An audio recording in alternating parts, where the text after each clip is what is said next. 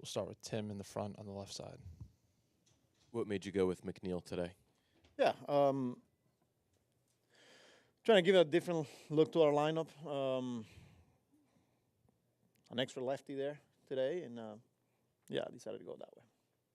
Given the state of Nimmo, are you sure that Nimmo defensively is better than Winker defensively in left? Yes. Go to Anthony in the second row. So, trying to give a different look. Why the switch with Vientos just bumping him down a spot? Yeah, because of they only got one lefty out of the pen. I don't want to, give them an easy lane to shoot the lefty whenever they need to, and then with some of the lefties that are in the lineup, just kind of protect some of the righties as well. So trying to space those guys as much as possible and not giving them an easy lane. A few more for Carlos. Go to Mike in the front.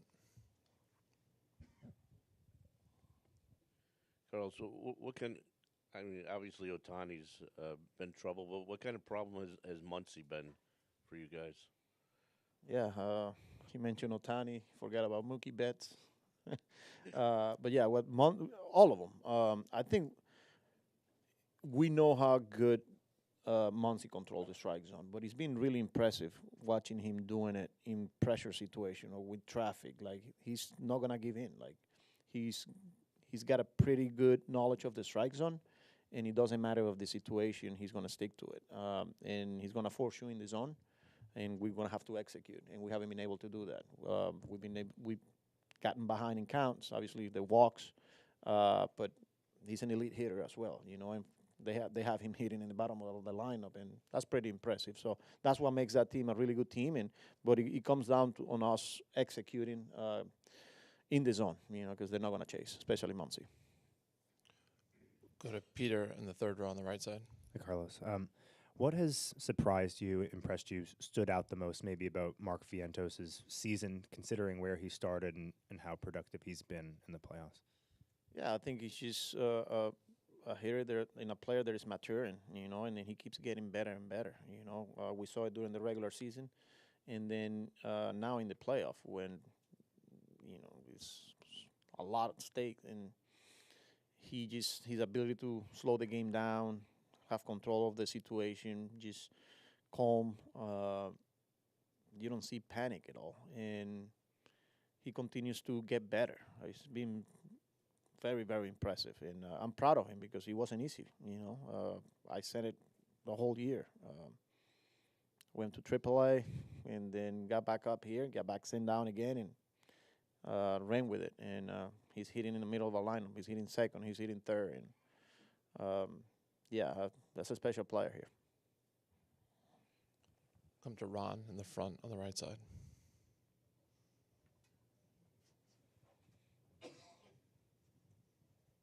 When you brought him up for the 3 games, and then again when you brought him up for good, what was it in the reports that you and David in the front office saw from Syracuse that made you bring him up?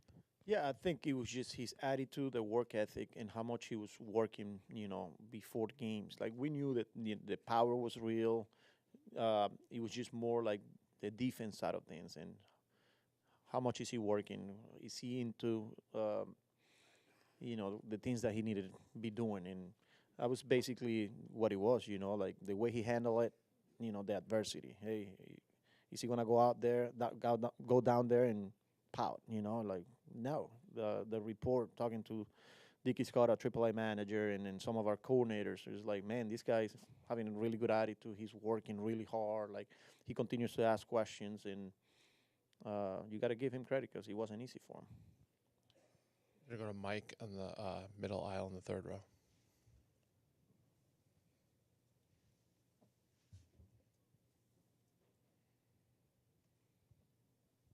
Carlos, in that vein, the way that Vientos responded to the early, if you want to call it demotion, or not making the team out of spring training, and then the way he handled that and, got back up here and the attitude he had, do you guys hope that sort of is an example to other young players that you have coming out? He's not the first young player who had to wait a while to get his opportunity, but you have other guys, on their way up, and do you hope that sort of sets the example that you guys are looking for other prospects in the organization? 100%, 100%. That's a great story there. That you're gonna have to continue to fight. It's not always gonna go your way. It's not always.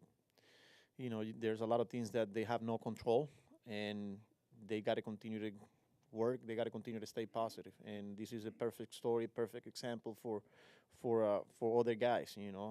We've seen it with Luis Angel Acuna. A guy that was in AAA, struggling the whole year, didn't get the called up right away in September, and the second week of September he gets a call, and now he's on the active roster. So a lot can change, and we could use those examples for years to come. That baseball, you never know, you can't predict it, and you're one phone call away, you injury away, you just never know. You just got to be ready, and make that decision a little bit easier on us when we're looking down and see what's next, who's next, who do we have available there. They got to make sure that they put themselves in that in the conversation. So great story here, and obviously something good for the organization moving forward. All the way on the left to Howie. Carlos, when you look at what your team has been through in the last month with all of the travel and all of the pressurized games, when you get to this point with everything that they've been through, do you have any concerns at all about the ability to stay focused in the moment, or is it just the DNA of a Major League ball player that allows him to shut all the outside possibilities off? Yeah, I'm not worried about it.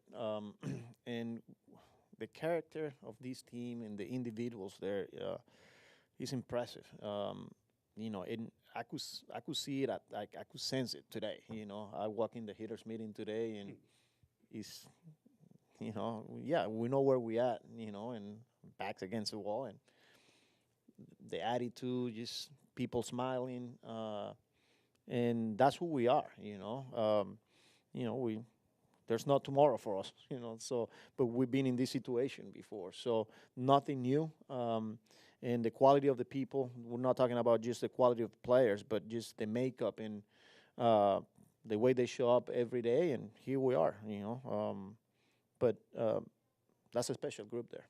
What would you read into an individual that might concern you if that particular player maybe isn't where you'd like him to be under the circumstances? Yeah, I think, developing the relationships throughout the year and having conversations with them, like, as soon as you see them, you could tell by their face, by their body language. There's a lot that, from my end, I know it's like, okay, these guys, probably down a little bit today, or you know what, I'm not feeling the energy. I said, today, that's not the case, and I'm not surprised by it.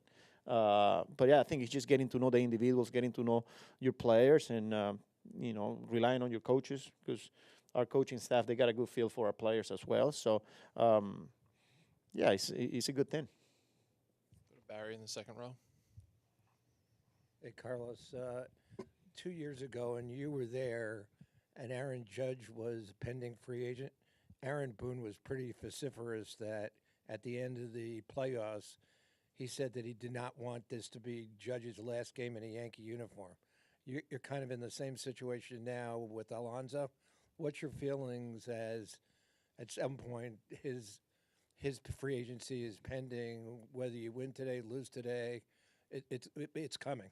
Yeah, I'm not looking at it that way. Nobody in here is looking at it that way. The way we see it is we got to go out there and win a baseball game, and I'm not seeing it as this could be Pete Alonso's last game with the New York Mets.